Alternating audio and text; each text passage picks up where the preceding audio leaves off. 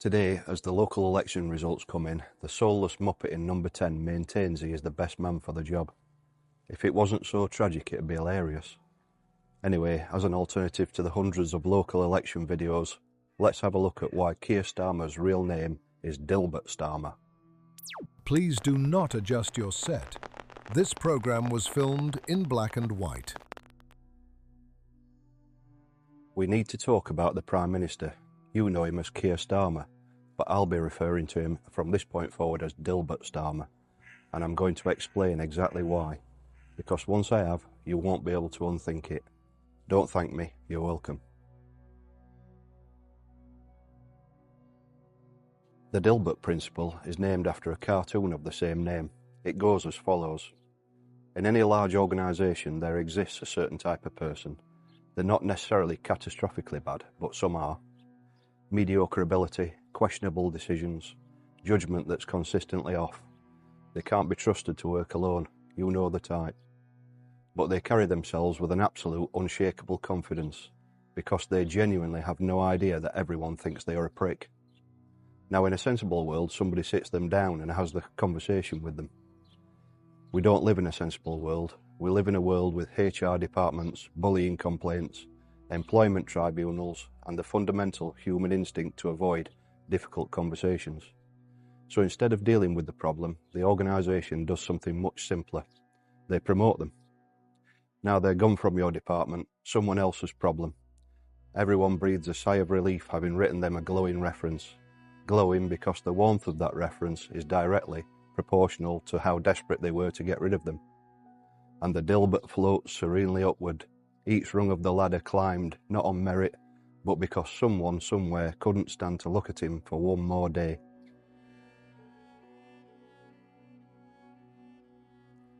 I've seen this, not as a theory, but with my own eyes, and if ever there was a proper Dilbert, Starmer is one of them. In the police force, sacking someone is genuinely one of the most difficult things you can do. The process, the paperwork, the complaints, it's not impossible, but it's exhausting. And when you're already exhausted, and you've got a Dilbert on your hands, who isn't quite bad enough to trigger the full formal machinery, you promote them. Sideways, upward, anywhere. Another department, another role, another poor sod's problem now. I watched it happen more than once. Someone who absolutely should not have been trusted with meaningful responsibility, rising upward through the ranks, carried entirely on the warm air of references, written by people who were delighted to see the back of them. And the Dilbert thrived because they didn't know. They thought they'd earned it. Every promotion was confirmation of what they'd always believed. That is the mechanism, that's how it works, and it's genuinely dangerous, genuinely irresponsible, because eventually the Dilbert becomes the top tier, or in this case, top 2 tier. Now think about Keir Starmer's career: solicitor, Director of Public Prosecutions, knighthood, leader of the opposition, Prime Minister. Extraordinary, a glittering rise, a man of destiny, or a man who at every stage had people around him thinking, he's really not getting it. I mean, he's fine, but you know what, there's a position coming up and it would be a shame to hold him back. Smoke blown up his arse at every turn, not out of admiration, but out of convenience.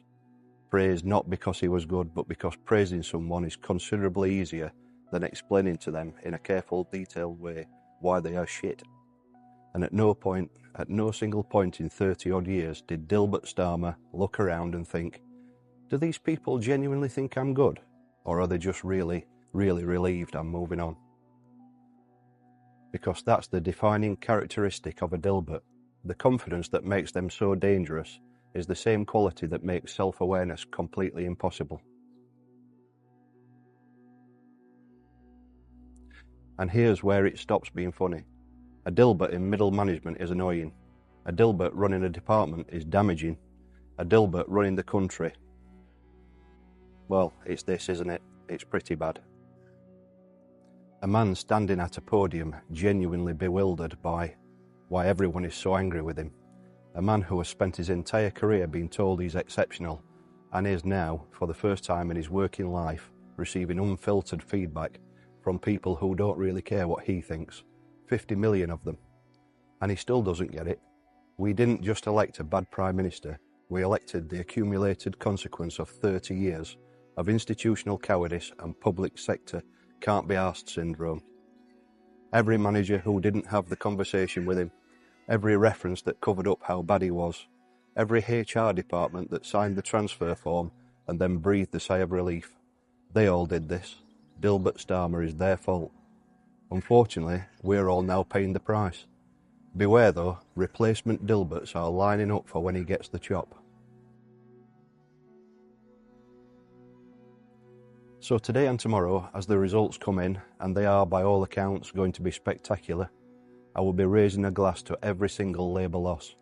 Because today, millions of people, ordinary people with ordinary lives, who just want things to vaguely work, picked up a pencil and ticked the no box.